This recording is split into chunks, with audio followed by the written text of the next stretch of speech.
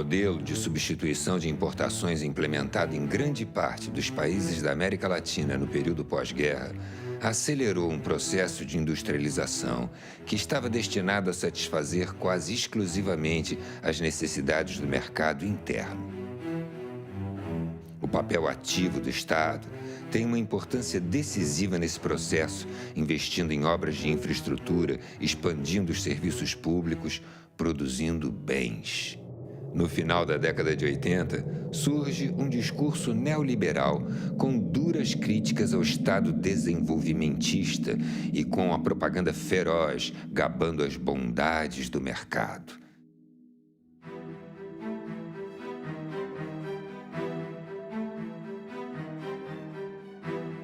Um exemplo nesse sentido é o programa de privatizações das empresas públicas que, com diferentes ritmos, se impõe em todos os países latino-americanos. Não se trata de um Estado ausente, mas sim de um outro Estado submetido às exigências do mercado. Milton Santos. O neoliberalismo real é muito diferente do neoliberalismo utópico. E o Estado neoliberal não é um Estado mínimo. É um Estado ativista, é um Estado militante, só que as formas, os padrões de articulação entre Estado, capital e sociedade é que se alteraram. Isso não pode ser lido meramente como um processo de redução do lugar e do papel do Estado, tem que ser entendido como uma redefinição do lugar e do papel do Estado no processo de acumulação do capital e de dominação capitalista.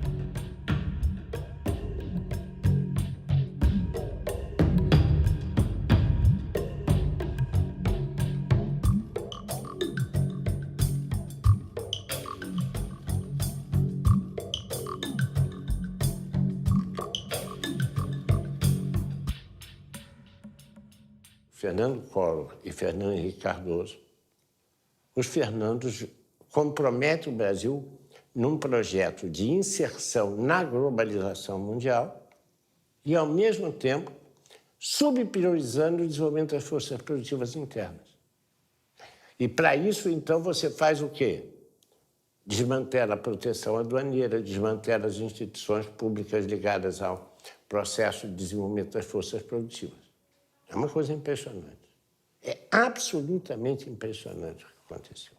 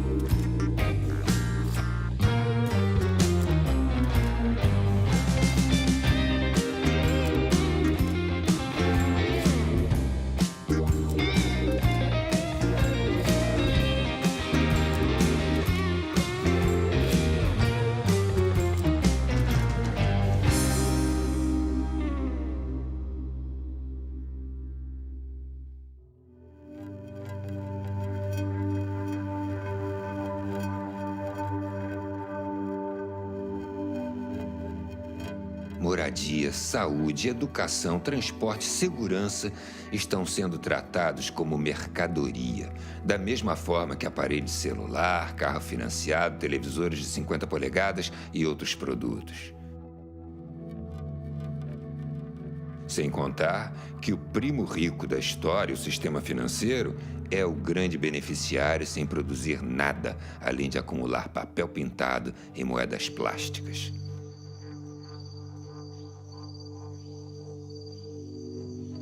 As florestas, os oceanos, os rios, o subsolo e até mesmo o ar são disputados por grupos privados como commodities a serem negociadas pelas bolsas de valores mundo afora.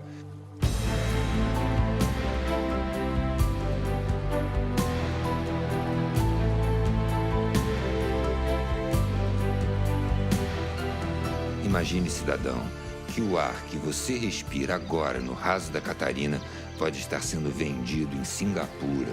Ou as águas do Rio Amazonas, que há milênios correm no mesmo leito, passarão a ser chamadas de Blue Gold, ouro azul, e passariam a propriedade de meia dúzia de empresas que vão tentar te convencer de que a água paga é melhor do que o livre acesso à água para todos. Ao denunciar a quebradeira do Estado nos anos 90 do século XX, demonstramos que todo o patrimônio formado a partir de um sacrifício coletivo, seguindo a tendência de uma época, foi privatizado a preço de banana. Queremos com esse filme deixar aberto um debate sobre o futuro, no qual consideramos as grandes manifestações que aconteceram no Brasil, sobretudo as de 2013, como um termômetro das demandas da sociedade. O neoliberalismo no mundo e no Brasil, a partir dos anos 90, ele é uma vingança da economia sobre a política. O que acabou acontecendo com esse esvaziamento da política da democracia é o predomínio do capital. Né? A política passa a refletir os interesses do capital. Né? E nessa etapa do capitalismo, do capital financeiro. Verdade? Quer dizer, então essa que eu acho que é o pano de fundo que está por trás disso tudo. Para isso, você teve que enfraquecer o Estado. Né? O Estado do Brasil, por exemplo, nos anos 90, nós tivemos uma fragmentação do Estado, tanto financeira, pelo excesso de dívida, quanto material. Nós privatizamos tudo. A entrada do neoliberalismo no Brasil é anunciada por Fernando Collor de Mello, com uma frase que é muito curiosa. O automóvel brasileiro é uma carroça. Quer dizer, o que era a glória da industrialização brasileira, que era ter logrado êxito na produção de veículos automotores, é desqualificada por Collor de Mello. Ele nega a importância do desenvolvimento industrial.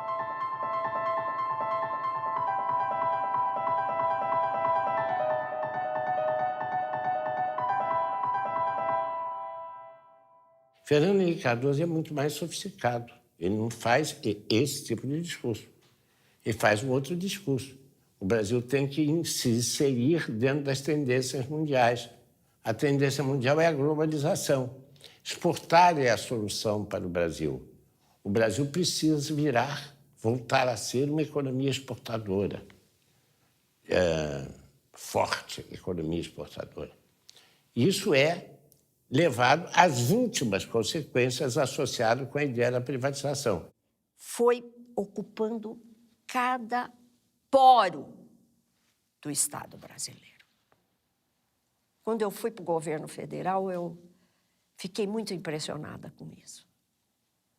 De perceber que na máquina do Estado, você tinha aqueles moços biotipo da escola de Chicago, sabe? Cabelo escovinha, Cooper de manhã, fortes, com uma cabeça absolutamente feita, assim, que desconhecia completamente a sociedade brasileira. Lembra da época do Collor, que ele punha aquele elefante, era uma propaganda de que o Estado era um elefante pesado, perdulário, ineficiente, que gastava muito dinheiro, e a ideia era de que o mercado tinha solução para tudo. Já foi importante uma forte presença do Estado na economia. Só que o Estado engordou muito em áreas não prioritárias para você, cidadão. Ficou pesado. Com a desestatização, o Estado vai investir pesado em saúde, educação, habitação, saneamento e segurança. Um Estado pesado incomoda muita gente. Incomoda mesmo. Governo do Brasil, a prioridade é o cidadão. Ao longo dos anos 1990, o apoio da mídia às privatizações foi total, repercutindo e massificando o discurso neoliberal. Desestatização, porque o Brasil não pode ficar para trás. A mídia tem um papel fundamental nesse processo, né? Porque a mídia os meios de comunicação em geral, né? Lato sensu, né? Quer dizer, é televisão, é rádio, é cinema, internet, tudo isso tem uma influência enorme para formar a opinião das pessoas, né? E a mídia, naquela época, teve um papel importante, inclusive no ataque àqueles economistas que alegavam que aquela política neoliberal seria prejudicial ao desenvolvimento brasileiro, chamando esses economistas de dinossauros.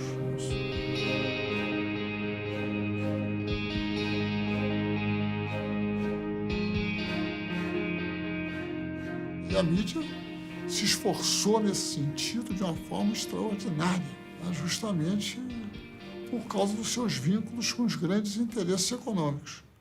E os grandes interesses econômicos brasileiros hoje, no Brasil, instalados no Brasil, são multinacionais. E os nacionais, muitas vezes, também estão vinculados a eles. O povo brasileiro perdeu o controle sobre suas principais riquezas, que foi o minério, que foi os transportes e também, que pouca gente se lembra, a venda de 40% das ações da Petrobras pertence a acionistas capitalistas, que a maioria deles moram nos Estados Unidos, porque o que interessa é a contabilidade das empresas.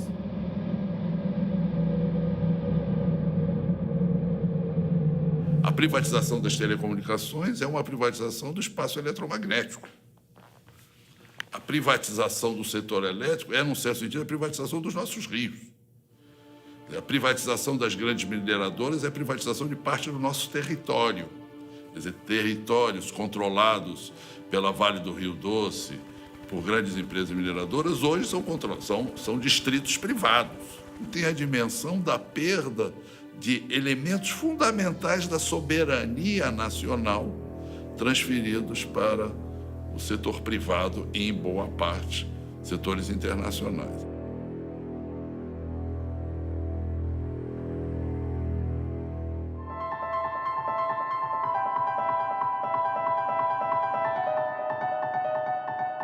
Foi um processo de desconstrução do Estado. Ele não foi uma reorganização, não houve um planejamento estratégico, na verdade foi uma interpretação de que o Estado era o problema do país.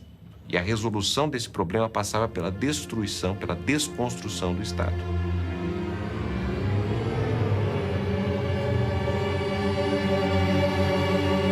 E nesse sentido nós tivemos um processo de privatização que, segundo nossos estudos, foi o segundo maior processo de privatização da década de 90. Ele foi apenas menor quando comparado com a desconstrução do antigo experiência da União Soviética, que foi a desconstrução ali da transição de um regime socialista para um regime de economia de mercado.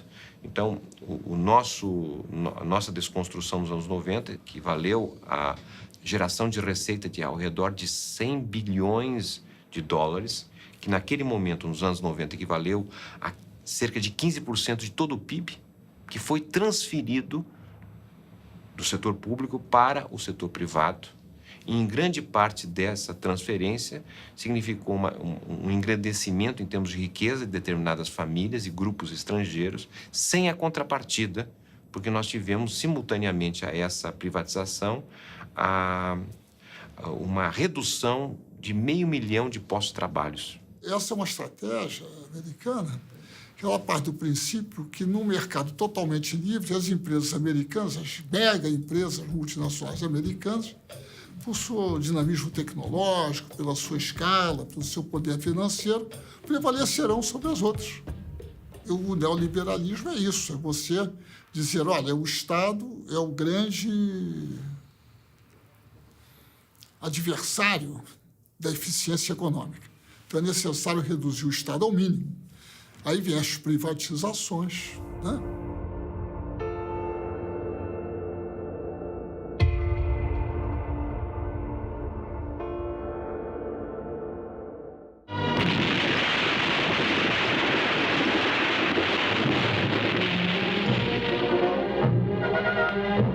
A Companhia Vale do Rio Doce vem contribuindo decisivamente para o desenvolvimento do país.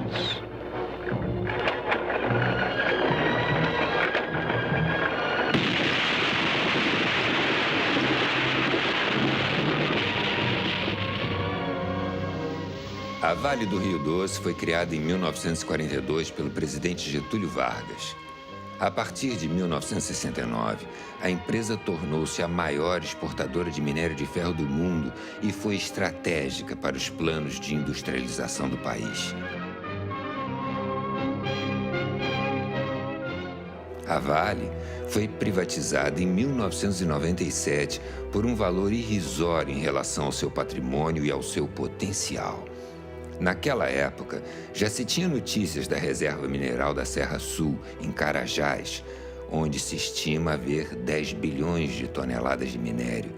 Hoje, este é considerado um dos maiores projetos de extração da empresa, chamado de Projeto S11D.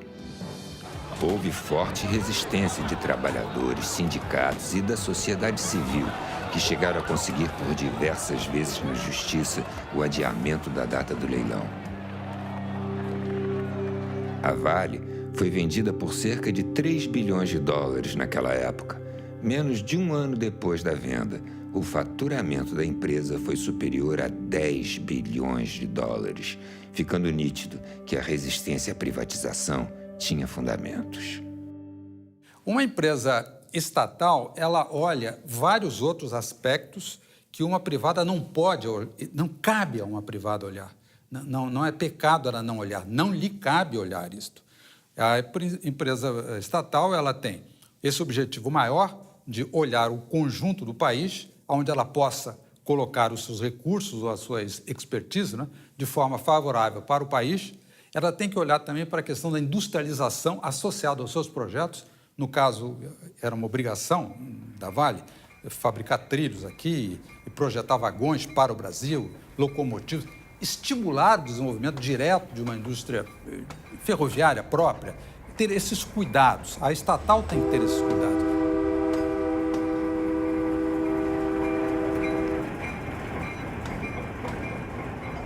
No caso das ferrovias, afetou também a logística da população, porque praticamente nós que tínhamos uma malha de transporte público ferroviário, hoje se reduziu a 2 ramais e ainda com 2 ou 3 comboios por semana.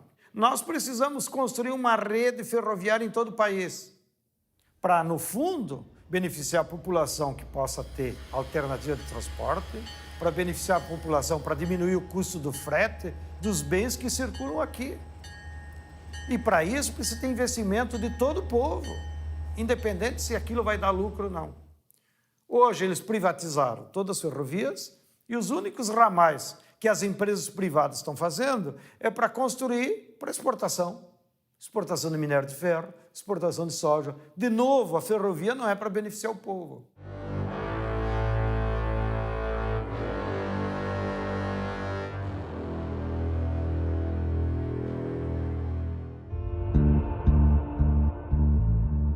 O saldo da privatização do setor elétrico foi desastroso para todo o Brasil. Um exemplo surreal foi a privatização da Light. Já em 1979, o governo da ditadura comprou a Light da Brascan Limitada 2 anos antes do contrato de concessão acabar, quando a empresa passaria ao controle do Estado brasileiro sem ônus. No entanto, ela foi comprada por 380 milhões de dólares. 17 anos após a estatização, em 1996, a Light foi privatizada. O então ministro do Planejamento, José Serra, orgulhoso, declarou: "Foi o maior leilão do país." No contrato, havia a absurda previsão da piora dos serviços, com autorização do aumento do número de blackouts e apagões. Como em quase todos os processos de privatização do setor, antes da venda houve o reajuste das tarifas de energia. No caso da Light, foi de 58% e o pagamento com as chamadas moedas podres. Além da utilização de empréstimos do BNDES com recursos retirados do Fundo de Amparo ao Trabalhador, FAT, do Fundo de Garantia, FGTS e do PIS/PASEP. Não faltam casos desse desmonte do setor energético em todo o país.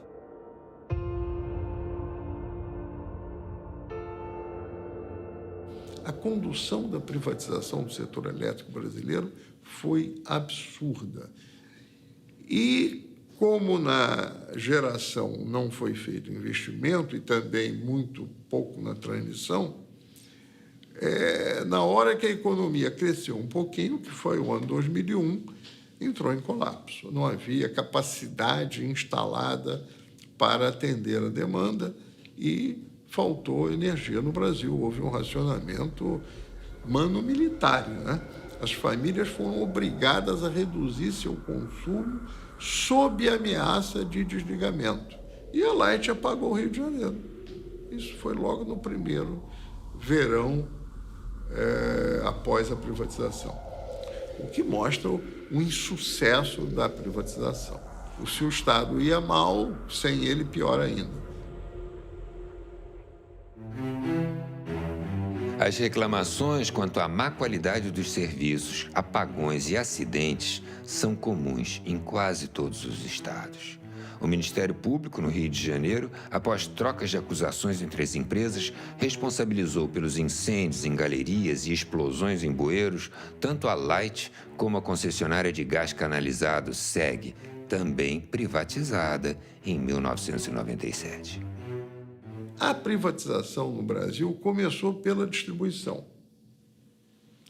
seguiu na transmissão e a última a ser atingida foi a geração. A barragem interrompe a passagem da água e isto só pode ser uma função do Estado, dado a sua intervenção física, não só no sistema físico, como também social, porque a área é, às vezes, utilizada para várias outras coisas e populações são atingidas, não é?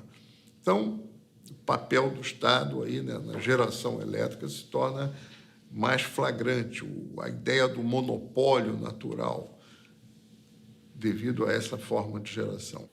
É uma história muito triste, no caso da energia elétrica, porque o Brasil, que tinha na hidroeletricidade a grande componente da matriz energética brasileira, que era, do ponto de vista mundial, economia de grande porte, o Brasil tinha a matriz energética melhor do planeta, ainda é muito boa, mas perdeu muito metendo os seus pés pelas mãos. E se meteu os pés pelas mãos de tal maneira que o Brasil, que tinha uma das tarifas de energia elétrica mais baixas do planeta, hoje já tem uma das mais elevadas do planeta.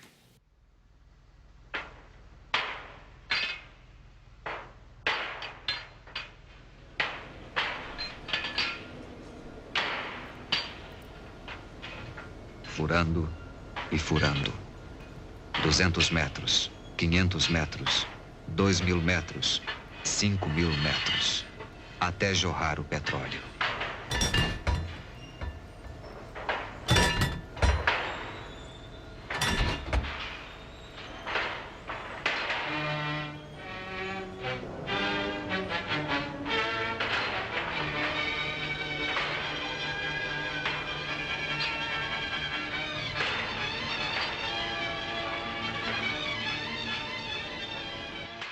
Quando o neoliberalismo, a onda neoliberal atingiu o Brasil, da qual resultou a revisão constitucional de 98, a joia da coroa das privatizações brasileiras, das empresas estatais brasileiras, era a Petrobras.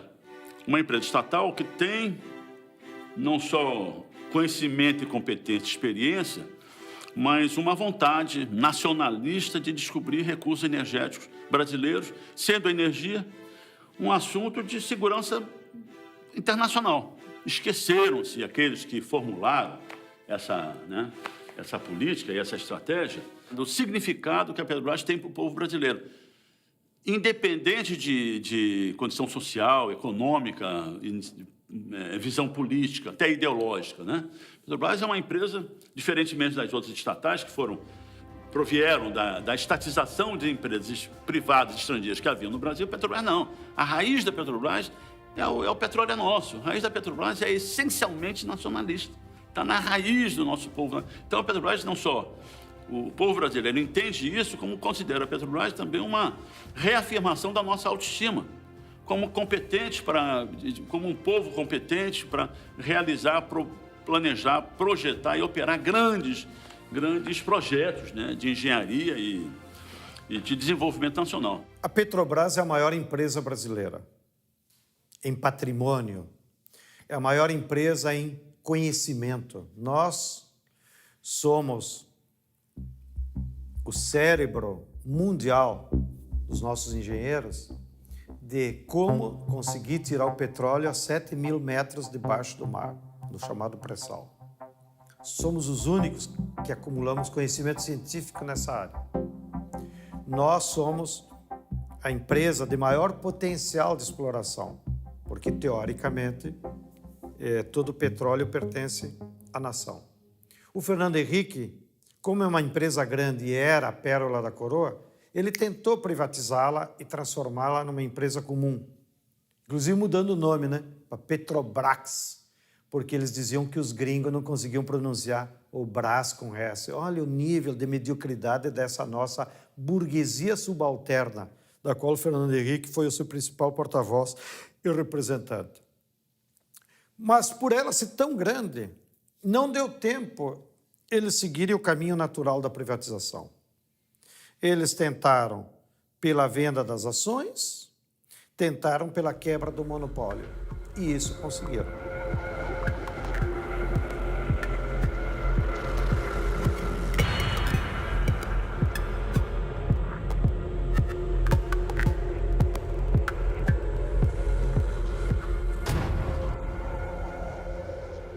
E a Petrobras é o que é porque teve a reserva do mercado interno para si. Não foi por nenhuma outra razão, é porque tendo o mercado interno para si no negócio do combustível, ela pôde o quê? Acumular recursos, competência, visão de futuro, departamento de geologia e poder se converter na empresa que se converteu. Entretanto, repare que a privatização, no caso da Petrobras, o que é que ela fez? Cortaram pernas da Petrobras.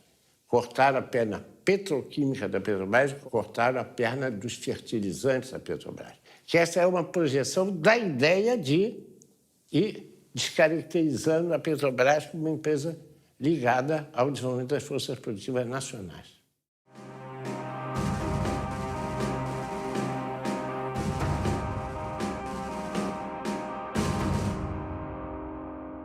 A privatização das telecomunicações foi um crime contra o Brasil e muito pouco compreendido.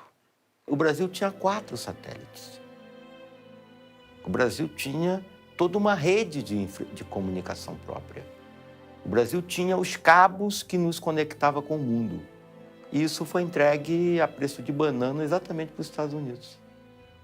Então, esse é só um exemplo, entre tantos, como naquele momento que nós tínhamos que certamente reestruturar o sistema Telebrás, sem dúvida alguma. Mas o modelo adotado foi um modelo completamente antinacional, um modelo que transferiu o controle das comunicações brasileiras para fora do país, né? Um modelo que tornou as comunicações brasileiras exportadoras líquidas de capital, que não era, né? Um modelo que destruiu o parque industrial tecnológico que o Brasil tinha em cima das telecomunicações. O sistema Telebrás recebeu fartos investimentos a partir de 1996 e, após ser desmembrado em 12 empresas, foi a leilão em 1998. 2 dias antes da venda, havia 100 ações movidas em todo o país contra a privatização. No dia do leilão, manifestantes e policiais entraram em confronto nas imediações da Bolsa de Valores do Rio de Janeiro com um saldo de 11 presos, 48 feridos e a entrega do sistema de telecomunicações brasileiro ao capital privado. A Telebrás foi comprada por empresas italianas, portuguesas, espanholas e norte-americanas. O que era bom para eles não era bom para o Brasil. Em 2013, a empresa espanhola Telefônica divulgou um balanço de sua receita global, em que apontava as operações no Brasil como as que davam o maior faturamento à empresa. Os lucros obtidos no Brasil pela Telefônica servem para sustentar a expansão de sua matriz na Europa.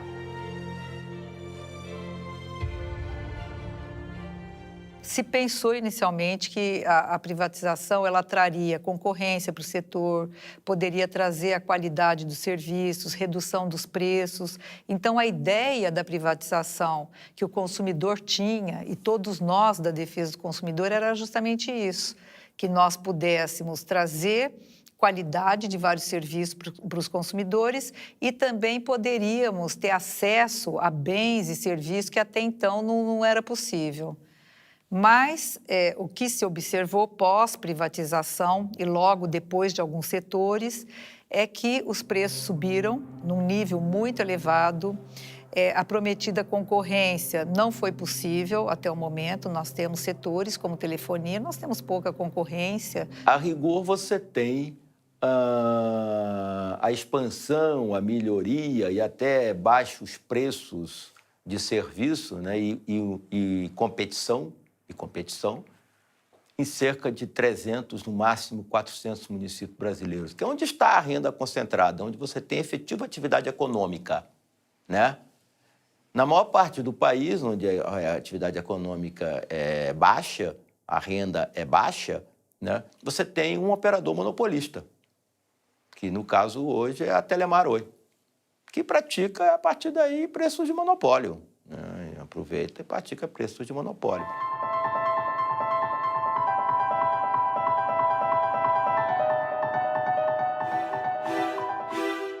As agências reguladoras, ANEEL, Anatel, ANP, Anvisa e agências estaduais foram criadas no Brasil como parte do pacote das privatizações. Houve a paralisação dos investimentos e o desmonte das empresas públicas propositadamente, com o objetivo de justificar a necessidade de privatizar. E as agências foram apresentadas como guardiãs do interesse público. Hoje, se constata que elas muito pouco fazem na defesa dos interesses dos usuários dos serviços. Elas foram pensadas justamente para trazer ali uma certa independência, para poder agir de forma independente, mas o que se vê é a captura dessas agências. Hoje, elas são capturadas, elas têm ali o comando do próprio governo e, portanto, elas não são independentes e não podem fazer um trabalho que pudesse realmente equilibrar o mercado. As agências reguladoras foram pensadas para permitir o capital vir para os países como o Brasil. Elas são um instrumento do neoliberalismo. É o caso da ANP. A ANP, a ANEL também, né? Elas são empreendimentos que visam favorecer as condições do capital. Eu não acho que elas tenham um papel que deviam ter público.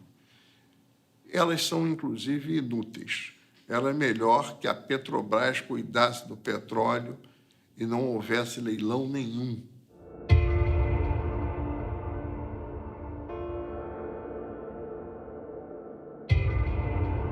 A privatização não ocorreu apenas pela venda do patrimônio material do Estado. A lógica privatista fez dos serviços públicos uma riqueza a ser privatizada. As pessoas, quando têm um filho doente, elas estão mais ou menos dispostas a pagar a qualquer coisa, raspa a gaveta e consegue. Então, quando você privatiza esse tipo de serviços e torna eles com objetivo lucrativo, você deforma todo o processo. Na saúde, tinha 2 projetos, para mim, em disputa. O projeto da reforma sanitária, construído nos anos 80, que está colocado, de uma certa forma, apesar de algumas mudanças já, na Constituição de 88 e na lei orgânica, nas leis orgânicas, e o projeto privatista. E o projeto privatista torna-se hegemônico. Em 2 anos, foram fechados 11 mil leitos públicos e criados 8 mil e poucos leitos privados. A implementação do SUS foi muito incipiente, o subfinanciamento, a não realização de concurso público, a precarização do trabalho, a terceirização. Enfim, o abandono da bandeira da reforma sanitária. Uma mentira do tamanho de um elefante. Com a desestatização, o Estado vai investir pesado em saúde, educação, habitação, saneamento e segurança. Lembre-se, cidadão, no processo de privatização dos anos 90, eles te prometeram que o dinheiro seria investido em saúde e educação. Olha o que aconteceu. Hoje, o Brasil está entre os piores índices em saúde e educação, na maioria dos rankings internacionais. As políticas que ainda mantêm o núcleo do público, estatal, etc., como o Sistema Único de Saúde, por exemplo, o Sistema Educacional, por exemplo, são núcleos importantes, eles foram varridos de alguma forma, foram atravessados de alguma forma pelo setor privado, né? Eu cito um exemplo que tem a ver com os anos 90, neoliberalismo e privatização, um negócio chamado organizações sociais. Organizações sociais são recomendações do Banco Mundial, no documento de 1993, e que foram aplicadas no Brasil em 1997. O que é uma organização social? É uma organização privada, tá certo? Que recebe dinheiro público. Ela não precisa fazer concurso público, não precisa fazer licitação, não precisa fazer nada. Certo? E isso, hoje em dia, a gestão da saúde, da assistência social, da cultura, está atravessada por essas organizações sociais. Então, te dou um exemplo. O Sistema Único de Saúde tem 1 milhão de funcionários. 70% dos funcionários são ou terceirizados ou fazem parte de organizações desse tipo. Eu pergunto, é possível você ter uma gestão pública eficiente se 70% dos funcionários são privados? A Organização Mundial do Comércio apontou no ano de 2000 o setor da educação como o setor mais lucrativo para quem quisesse ter retorno rápido. E daí em diante nós tivemos sim ali um processo brutal de privatização. As matrículas no ano 2013, por exemplo, no ensino superior, especialmente o ensino superior, né? Mas não só. As matrículas, 90% praticamente num ano foram no setor privado.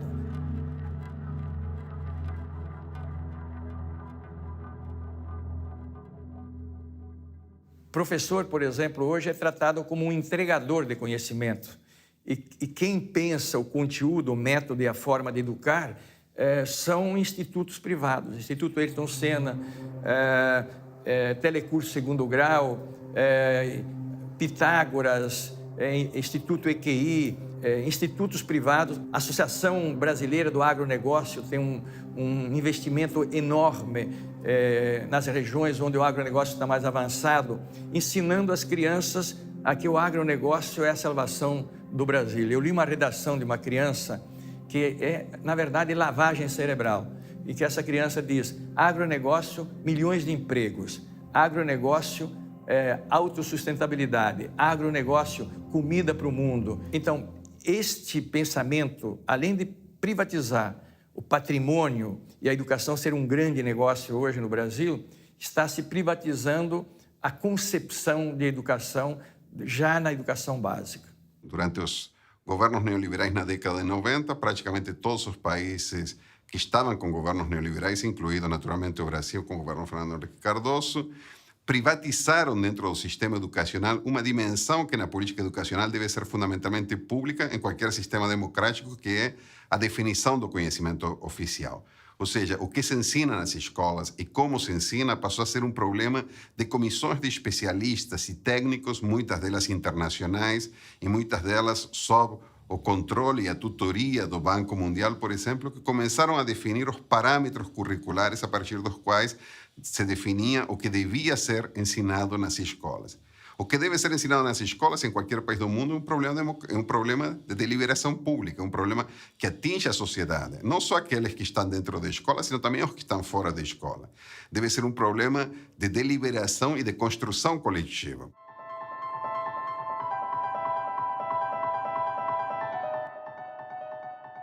É fundamental para qualquer povo que quiser caminhar com suas próprias pernas, é que tenha o controle da sua cabeça.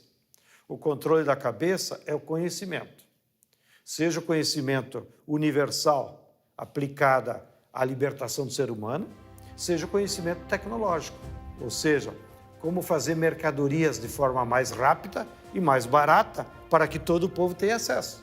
Então, o Estado tem que fazer pesados investimentos com dinheiro público. Ou seja, é como se o Estado dissesse assim, ó, povo brasileiro, vou pegar R$100 de cada um, vocês não tomem em conta, mas esses R$100 eu vou aplicar em pesquisa, em doutor, em escola, em universidade, em laboratório, em supercomputadores, que é para nós pesquisar modos de construir novas mercadorias que a médio prazo vai voltar para você como benefício, em ser coisas mais baratas, em ser coisas que possa universalizar o acesso a toda a população. Tem coisa mais estúpida no Brasil do que nós termos ainda 14 milhões de brasileiros que não sabem ler e escrever? Que hoje tem tecnologia para você, em 65 aulas, aprender a ler e escrever. Por que a empresa privada não aplica? Porque não dá lucro.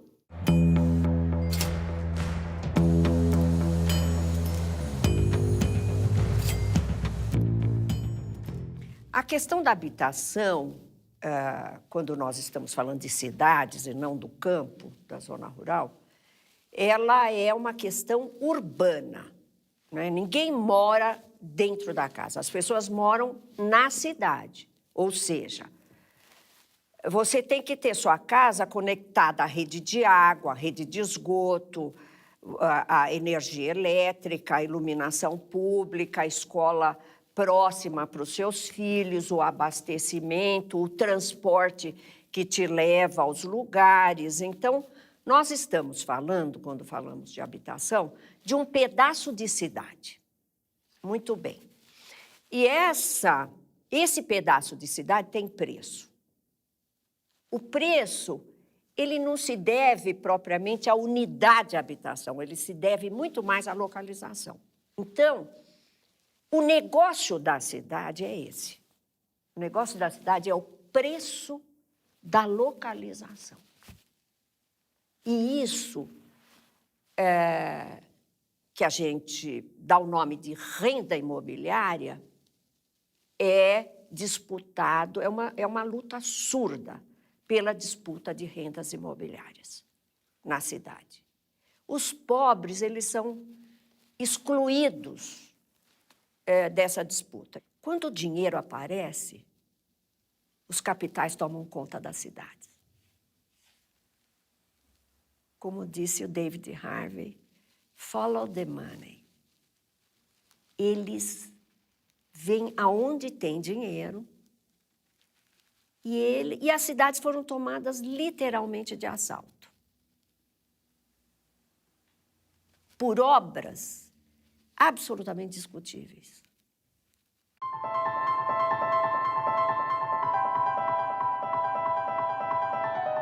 Por que são despejadas 1.500 famílias quando, pela Constituição brasileira, o direito à moradia é absoluto, foi colocado pela Emenda 29, e o direito à propriedade não é absoluto. Ele é relativizado pela função social da propriedade. Por quê?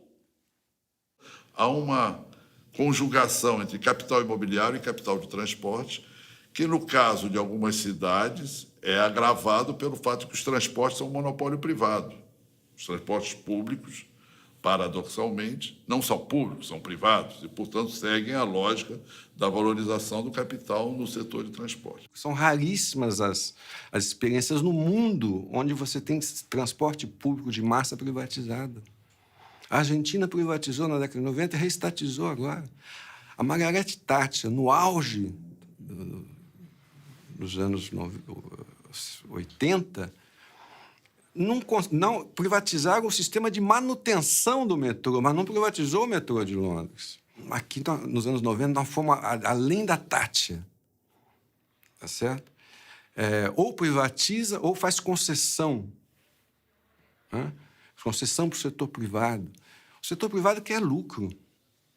em alguma medida, isso tem a ver com o fato que, de 1994 até hoje, as tarifas de transporte urbano, por exemplo, em São Paulo, subiram o dobro da inflação.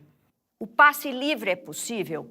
É. Em determinadas condições, é possível. E ele é um dado de uma utopia muito importante. Muito, muito importante.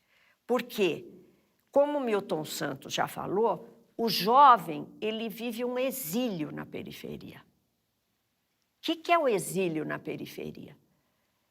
É o cara que não pode sair de lá, porque ele não tem transporte ou porque ele não tem dinheiro para o transporte, se o transporte existe. O que se espera de um jovem que mora num bairro onde ele não tem equipamento esportivo, cultural, artístico, e ele não tem mobilidade? Ele é exilado.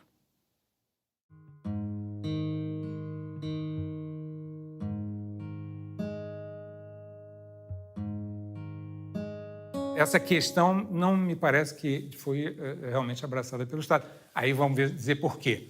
Porque essa preocupação dentro da máquina pública em todos os países apareceu junto com as reformas neoliberais. Elas coincidiram.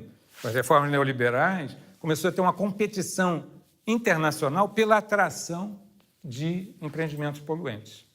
Nós começamos, por exemplo, a oferecer a possibilidade que nas periferias da cidade do Rio de Janeiro a gente recebesse uma siderúrgica recusada na Alemanha.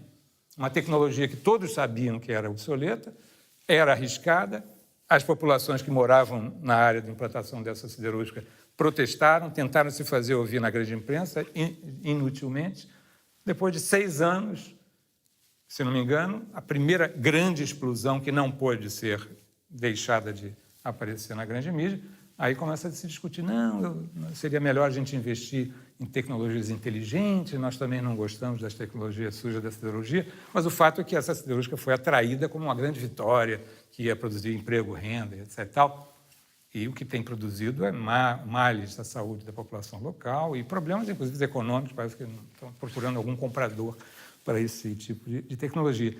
Infelizmente, nos últimos anos, os bens naturais da terra, da água, das florestas, estão sofrendo uma ofensiva do capital internacional, que, inclusive, para se proteger da crise no hemisfério norte, de 2008, correu aqui para o Brasil para se transformar em patrimônio e escapar da crise.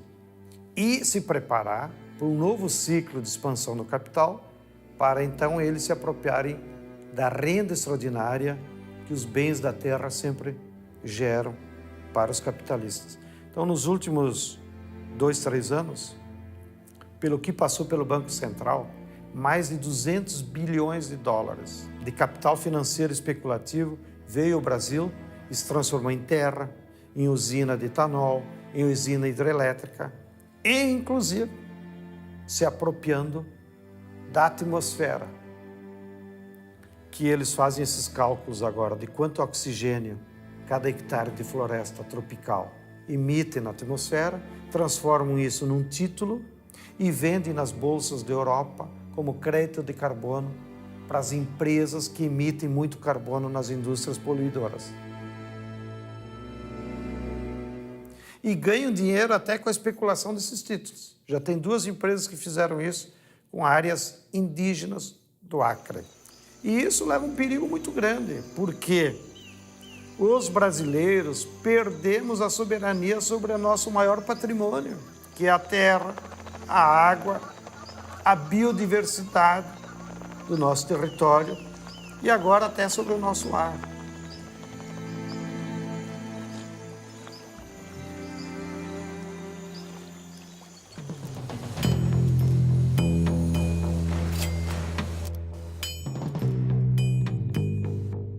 A defesa da economia nacional que o Lula fez só foi implementável porque tinha esses bancos, pelo Banco do Brasil, pelo BNDES e pela Caixa Econômica. Por que isso não pode ser feito na Europa? Porque, primeiro, que os europeus abriram mão da soberania monetária, né? Com a União Europeia. Em segundo lugar, a maior parte dos bancos públicos foram desmantelados. A Irlanda, para sair da crise, já renacionalizou, reestatizou seus bancos. O que aconteceu nas Américas nos anos 90 não era coisa de terceiro mundo. A crise se aprofundou em 2008 nos Estados Unidos.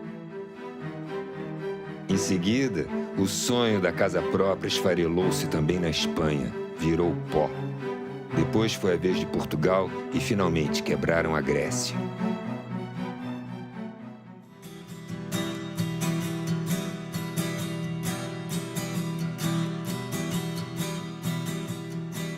Então, a primeira coisa que eu diria a você, que me assusta muito, é a desconstrução da identidade brasileira.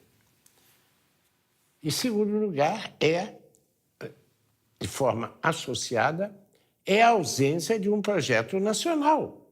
Eu não consigo perceber um projeto educacional claro, explicitado. Como eu tampouco consigo perceber um capítulo cultural explicitado.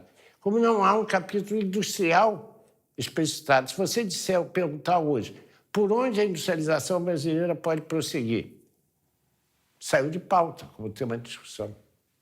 Então, há um processo ideológico, acho eu, assustador, pelo qual nós estamos renunciando à ideia do Brasil ser. Como é que nós vamos superar essa crise, então? Só tem um caminho. É quando voltar a ter luta social que gere um reascenso do movimento de massa na rua. Essa energia das ruas vai obrigar a esquerda a voltar a discutir, se preparar e debater um projeto de nação. Um projeto de nação não capitalista, não naqueles formatos da década de 50, um projeto da nação dirigido pela burguesia. Um projeto de nação no sentido de organizar a economia para atender às necessidades da população. Não se trata de ter esperança, se trata de fazer mobilização e conquistar. Né? Se nós ficarmos esperando o Estado se transformar, ele não vai se transformar. Né? Ele vai continuar sendo do jeito que ele é, conservador, como ele foi concebido por quem o concebeu. A sociedade se move com a participação dos trabalhadores. Nós só teremos serviços públicos de qualidade, gratuitos, de transporte, saúde, moradia, educação, com pressão popular. Os movimentos de junho demonstraram isso. Nós queremos um Estado que seja um Estado voltado para os interesses da população, não um Estado voltado para os interesses do mercado, por exemplo. E a mobilização dos trabalhadores é essencial para que esse Estado seja um Estado plural e não um Estado excludente.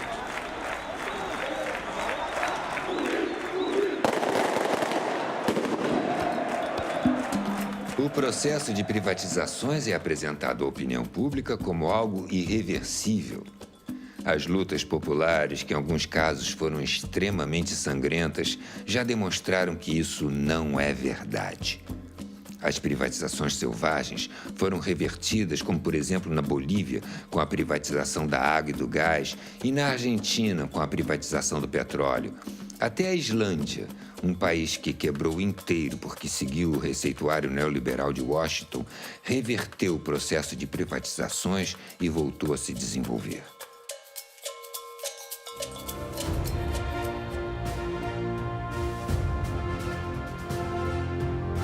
Quando pensamos a história, nos voltamos para o futuro. Ao mostrar o processo de privatizações que ocorreu nos anos 90, estamos discutindo o Brasil que queremos construir. Um país livre e independente, que respeite o meio ambiente, as diversas culturas, os saberes ancestrais e todos os povos. Não queremos um projeto de desenvolvimento dependente e irresponsável que vai gerar mais fome e pobreza para o povo e uma insuportável acumulação de riqueza para poucos. Queremos ser cidadãos e não consumidores. Sermos os sujeitos da história. Não somos números, somos gente. Como disse o professor Milton Santos, a qualidade dos serviços públicos é que assinará a carta de alforria dos moradores, em especial os jovens que vivem o destino do exílio na periferia. Este é o momento.